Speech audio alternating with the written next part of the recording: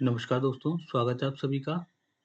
दोस्तों, सीपीसीटी सितंबर 2025 के लिए आज हमारी जो क्लास रहने वाली है, ये रहने वाली क्लास नंबर 8 और इस क्लास में भी हम लोग क्या करेंगे, रोज़ की तरह 15 क्वेश्चंस का सॉल्यूशन करेंगे। तो जैसा कि आप सभी लोग जानते हैं कि सीपीसीटी सितंबर 2025 के लिए भी जो फॉर्म भरने की आखिरी तारीख है, वो 8 सितंबर रखी गई है। तो जिन भी विद्यार्थियों ने अपना परीक्षा फॉर्म फिल नहीं किया है, तो वो जल्दी से जाके परीक्षा फॉर्म अपना फिल करें। शायद 26, 27, 28 में इसकी जो एग्ज़ाम है, वो रहने वाली है। सीपीसीटी सितंबर 2025 की जो एग्ज़ाम है, वो कब से कब तक रहने वाली है, तो मैं आपको बताता हूँ, 1 सेकंड। हाँ, एग्ज़ाम आपकी रहेगी 26, 27, 28 सितंबर को, ठीक है? तो 8 सितंबर लास्ट डेट आपकी रखी गई है, तो बिना किसी देरी के अपना फॉर्म फिल कीजिए और एग्ज़ाम को दीजिए। शुरू करते हैं आज का पहला क्वेश्चन। आज का पहला क्वेश्चन हमारा क्या है, स्क्रीन के ऊपर देखिए। एमएस वर्ड एक एग्जाम्पल है। एमएस वर्ड किसका एग्जाम्पल है? तो ये आप सभी को पता होना चाहिए। 1 सेकंड। जुकाम हो गया। तो एमएस वर्ड जो एग्जाम्पल है, वो किस चीज़ का एग्जाम्पल है? ऑपरेटिंग सिस्टम का है, एप्लीकेशन सॉफ्टवेयर का है, प्रोसेसिंग डिवाइस है या फिर इनपुट डिवाइस है? तो इनपुट डिवाइस तो ये नहीं है, ठीक है? साथ ही ये ऑपरेटिंग सिस्टम भी हमारा नहीं है ना? एमएस वर्ड जो है वो हमारा ऑपरेटिंग सिस्टम भी नहीं है। प्रोसेसिंग डिवाइस भी नहीं है, तो ये क्या हो जाएगा, एमएस वर्ड हमारा एक एप्लीकेशन सॉफ्टवेयर हो जाएगा। क्या हो जाएगा एमएस वर्ड? एमएस वर्ड का फुल फॉर्म माइक्रोसॉफ्ट वर्ड। चलिए आगे देख लेते हैं। 2 नंबर का क्वेश्चन हमसे क्या कह रहा है, निम्न में से कौन सा मल्टीटास्किंग ऑपरेटिंग सिस्टम है? ये हमने कल भी किया था, है ना, मल्टीटास्किंग। तो लिनक्स आएगा, विंडोज विस्टा आएगा, विंडोज एनटी आएगा या फिर डोज यानी कि डिस्क ऑपरेटिंग सिस्टम।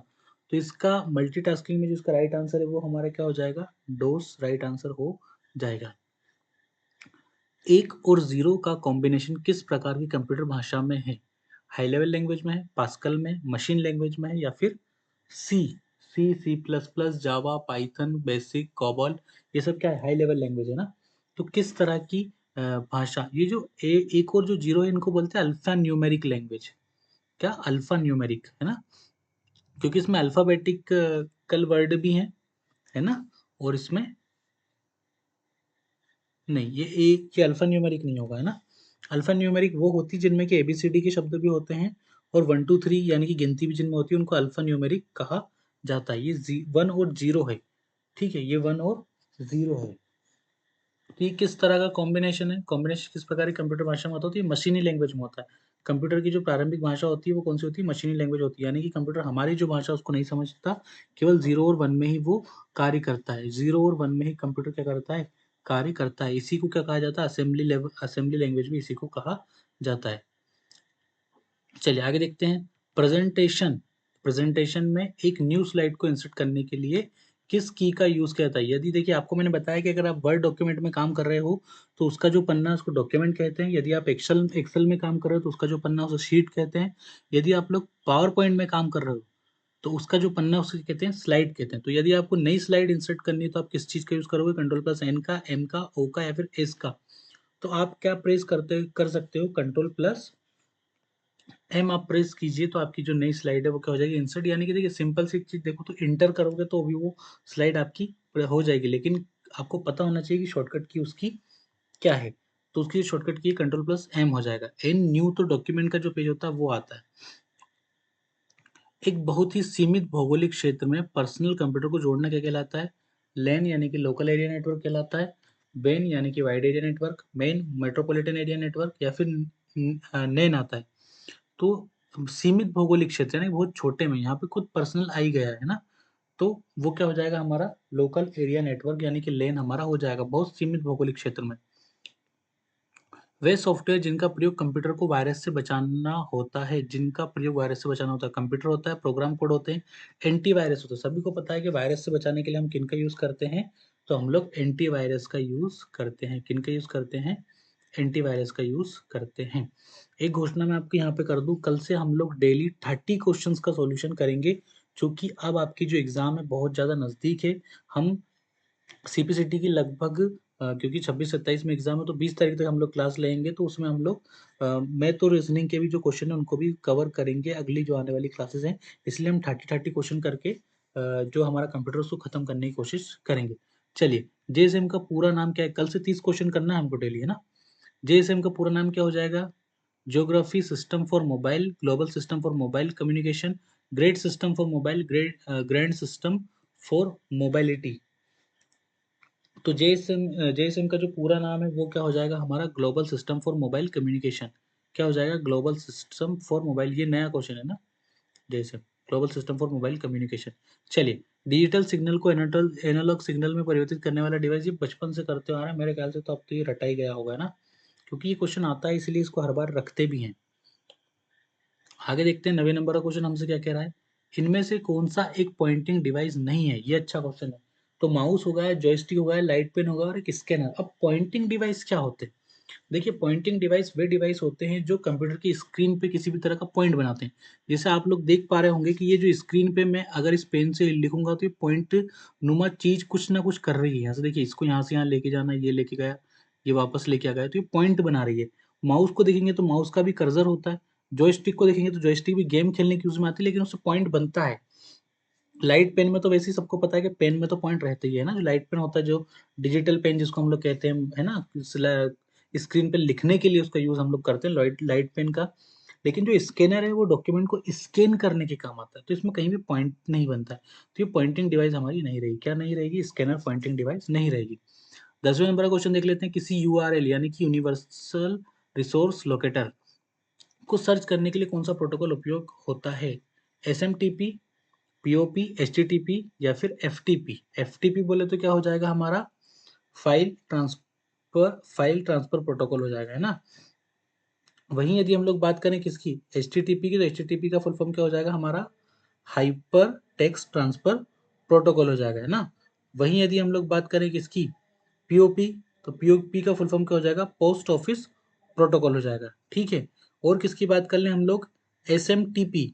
एसएमटीपी का फुल फॉर्म हमारा क्या हो जाएगा यहाँ पे? Simple mail transfer protocol. ये तो बहुत ईजी चीजें होगी। तो अब यूआरएल को सर्च करने यानी कि यूनिवर्सल रिसोर्स लोकेटर को सर्च करना है, तो किस प्रोटोकॉल का यूज हम लोग करेंगे?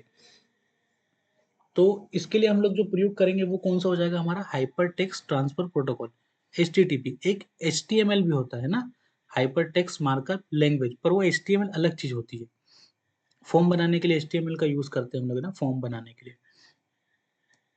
किसी बिजली की विफलता के दौरान डेटा के नुकसान को रोकने के लिए किस डिवाइस का उपयोग किया जाता है? तो ये हम लोग किसका यूज करते हैं? यूपीएस का, अनइंटरप्टेड पावर सप्लाई, यूपीएस का हम लोग फुल फॉर्म यहाँ पे करते हैं। आजकल यूज बंद होगा क्योंकि लाइट अब जाती है नहीं, है ना। पहले जाती थी तो इसलिए यूपीएस, क्योंकि अगर अचानक से कंप्यूटर सिस्टम बंद हो जाएगा तो उससे क्या होगा? उससे होगा कि सिस्टम में जिस जिस फाइल पे, जिस फोल्डर में, जिस डॉक्यूमेंट पे काम कर रहे हैं, वो डॉक्यूमेंट डॉक्यूमेंट का जो डाटा है वो अचानक से गायब हो जाएगा। इसीलिए पहले कहते भी थे कि आप काम करते हैं तो बीच बीच में कंट्रोल+S, यानी कि जो आपने डाटा बनाया है, टाइप किया, उसको सेव करते चलिए, कंट्रोल+S प्रेस करते चलिए। कुछ लोगों की आदत अभी भी वही है, जबकि अभी लाइट नहीं जाती, लेकिन अच्छा अच्छा है, वो आदत अच्छी है। कैथोड रे ट्यूब सीआरटी का उदाहरण है किसका? यूपीएस का, वेबकैम का, मॉनिटर का या फिर कीबोर्ड का? तो ये सीआरटी क्या हो जाएगा हमारा? मॉनिटर का एग्जाम्पल हो जाएगा। किसका हो जाएगा? मॉनिटर का एग्जाम्पल हो जाएगा। चलिए आगे देखते हैं। 13वें नंबर का क्वेश्चन हमसे क्या कह रहा है। इंटरनेट पे डाटा ट्रांसमिशन को नियंत्रित करने के लिए नियमों और प्रति प्रक्रियाओं का सेट क्या कहलाता है? इंटरनेट पे डाटा ट्रांसमिशन को नियंत्रित करने के लिए नियमों और प्रक्रियाओं का सेट क्या कहलाता है? तो इसको क्या कहते हैं? 13 का जो राइट आंसर है वो हमारा क्या हो जाएगा? प्रोटोकॉल हो जाएगा। डेटा ट्रांसमिशन पर नियमों और प्रक्रिया को सेट क्या कहलाता है? प्रोटोकॉल कहलाता है ना। क्या कहलाता है? प्रोटोकॉल। आईपी का फुल फॉर्म क्या हो जाएगा? इंटरनेट प्रोटोकॉल हो जाएगा, है ना। डोमेन गेटवे सब नेटवर्क में पढ़ चुके हैं। इंटरनेट में प्रयुक्त होने वाली लैंग्वेज कौन सी है? तो जावा है, सी है, C++ है या फिर इनमें से कोई नहीं। आज का आखिरी सेकंड लास्ट क्वेश्चन है। तो इंटरनेट में प्रयोग कौन सी लैंग्वेज होती है? जावा लैंग्वेज होती है। कौन सी लैंग्वेज होती है? जावा लैंग्वेज होती है। जावा क्या होती है? लैंग्वेज होती है। आज का आखिरी क्वेश्चन, सी भाषा किसने बनाया? सी भाषा को किसने बनाया? तो चार्ल्स बेबेज ने बनाया, स्टीव जॉब्स ने, डेनिस रिच्ची ने या फिर केन थॉमस। तो चार्ल्स बेबेज आएगा? नहीं आएगा। स्टीव जॉब्स आएगा? नहीं आएगा। डेनिस रिच्ची का क्या हो जाएगा? राइट आंसर हो जाएगा। सी लैंग्वेज का विकास किसने किया? तो डेनिस रिच्ची ने किया। तो ये थे हमारे 15 क्वेश्चन आज की हमारी क्लास नंबर 8 के। एग्जाम फॉर्म की जो डेट है वो भी आपकी क्या है? 8 है। तो आप अपना फॉर्म फिल कीजिए और एग्जाम की तैयारी में लग जाइए। फॉर्म फिल करते वक़्त कुछ बातों का ध्यान रखिए, जैसे कि आपकी डेट ऑफ बर्थ हो गई, माता-पिता का नाम हो गया, आपका स्वयं का नाम हो गया और एग्ज़ाम सेंटर कौन-सा चूज़ करना है उसका भी विशेष ध्यान रखिए। आपके घर के पास हो, नज़दीकी तौर पे आप वहाँ जा सकें, इन सब चीज़ों का आपका विशेष ध्यान रखना चाहिए। यदि आप लोग एग्ज़ाम फॉर्म फिल कर रहे हैं, तो एक चीज़ का विशेष ध्यान ये भी रखें कि आपने कौन-सा फ़ॉन्ट सिलेक्ट किया, उसका भी आप लोग को ध्यान देना चाहिए मेरे ख़्याल से।